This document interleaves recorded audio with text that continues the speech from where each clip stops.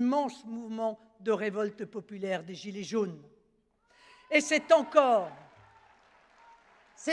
de cela dont il est question lorsque la Cour de justice de l'Union européenne, avant-hier, a affirmé qu'il existait un droit inconditionnel à l'asile en Europe pour toutes les femmes afghanes. Bien sûr, nous sommes préoccupés par le sort terrible que subissent les femmes afghanes vivant sous le joug de l'obscurantisme le plus brutal qu'est l'islamisme.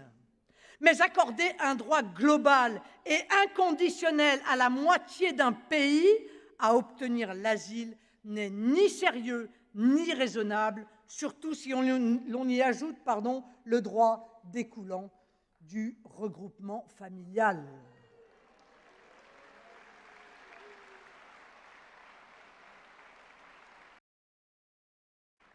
Quelle tragique ironie, par ailleurs, quand on sait la complaisance des institutions européennes vis-à-vis de l'islamisme, lorsqu'il asservit, menace ou intimide des femmes sur le sol européen, mais aussi lorsqu'il représente le vecteur majeur de la diffusion d'un antisémitisme virulent qui touche directement dans toute l'Europe des citoyens de confession juive.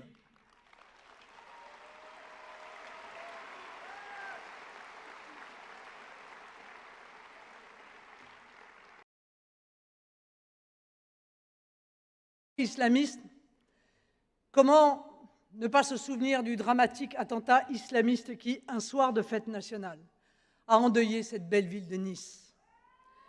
Nous n'effacerons jamais les images de nos mémoires et la douleur de nos cœurs.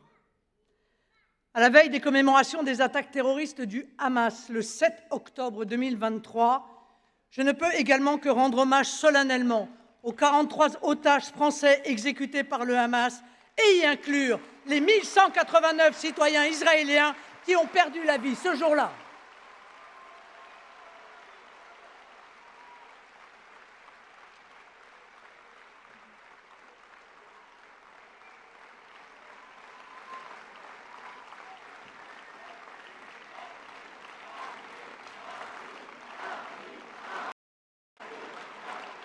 À toutes ces victimes, mes chers amis, nous ne pouvons faire qu'une seule promesse, celle de ne jamais abandonner le combat contre cette idéologie totalitaire et meurtrière qu'est l'islamisme.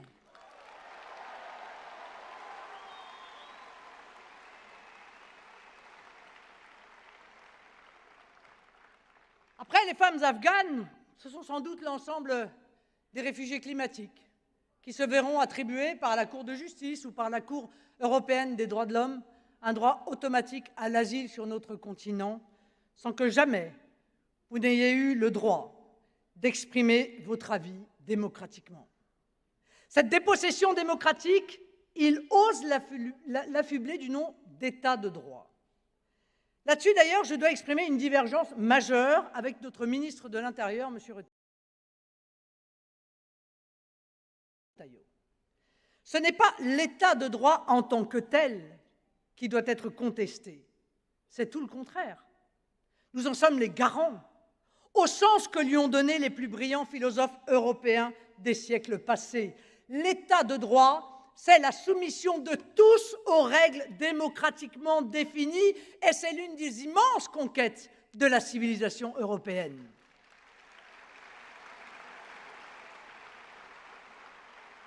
Ce qui est contestable, en revanche, avec la dernière énergie, c'est la façon dont ils ont renversé cette notion pour en faire un instrument de soumission des peuples qui n'auraient plus la liberté démocratique de faire évoluer le droit.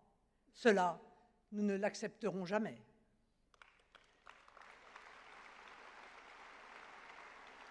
C'est précisément de la démocratie et de l'état de droit, chers amis, que je définis le projet du Rassemblement national pour la France comme une œuvre non seulement d'alternance, mais aussi de réparation, notamment de nos institutions.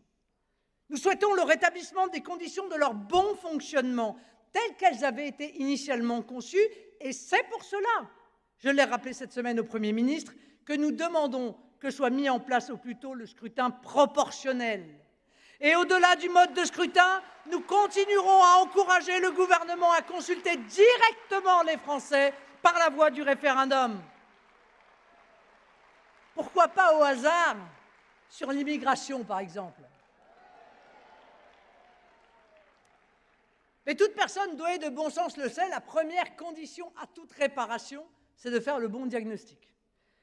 Pour une fois, faisons un peu d'autopromotion. On n'est jamais aussi bien servi que par soi-même. On est même parfois uniquement servi par soi-même. Depuis maintenant très longtemps, notre famille politique a toujours tenu, malgré le déchaînement du système, ce rôle si crucial en démocratie de lanceur d'alerte. Celui qui fait le diagnostic avant les autres et alerte le peuple. Il y a des décennies, nous alertions sur l'immigration et le mondialisme. Il y a des années, nous alertions sur l'islamisme et l'européisme.